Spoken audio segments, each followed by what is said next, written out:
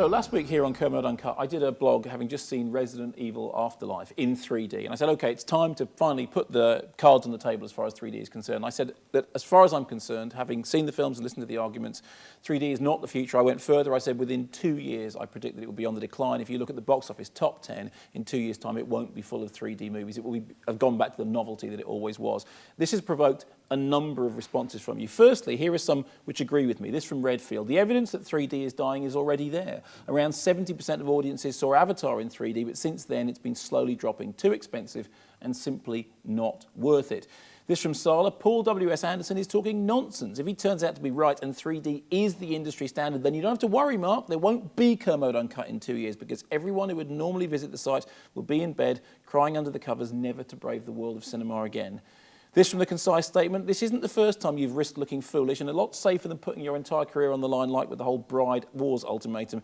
But why not make a day of it and book an interview for the 10th of the 9th, 012, with one of the proponents of 3D working in the industry? You can both examine at length why one of you was wrong, which should be incredibly entertaining if it turns out to be you. And finally, this from Helen W. I totally agree with the previous comments. I see 3D as a gimmick and find wearing glasses for 2 hours tiresome. Unfortunately, I suspect I will have to suffer watching the latest Resident Evil offering in 3D due to my husband's keen interest in Mila Jovovich and his bizarre unwillingness to go to a cinema alone. What's wrong with the man?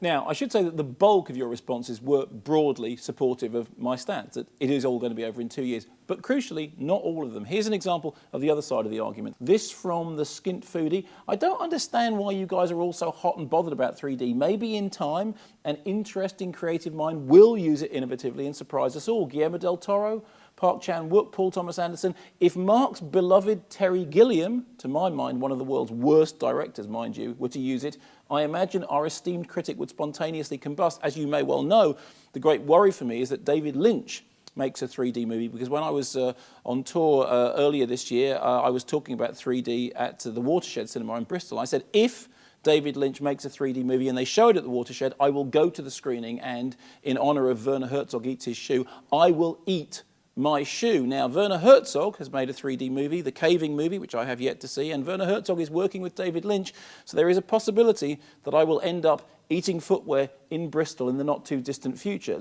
So, opinion is still clearly divided. This from Stephen Glass. Titanic 3D is slated to be released next year as well, isn't it? It seems strange, considering how James Cameron seems so opposed to converting 2D.